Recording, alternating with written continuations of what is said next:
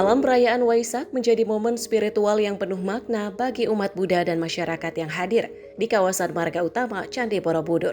Langit yang gelap diterangi oleh ribuan lampion yang dilepaskan secara bersama-sama, menyimbolkan doa yang bumbung tinggi ke angkasa. Setiap lampion diibaratkan sebagai harapan untuk ditujukan untuk perdamaian dunia, kesejahteraan Indonesia, dan kedamaian semesta.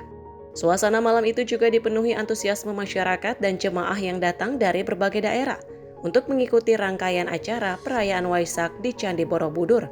Pihak penyelenggara menyampaikan terima kasih atas antusiasme dan partisipasi masyarakat yang menjadikan perayaan Waisak tahun ini berjalan hikmat dan penuh kesan spiritual.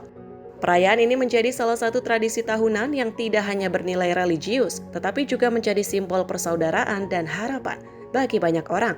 Tim redaksi Sinpo TV melaporkan.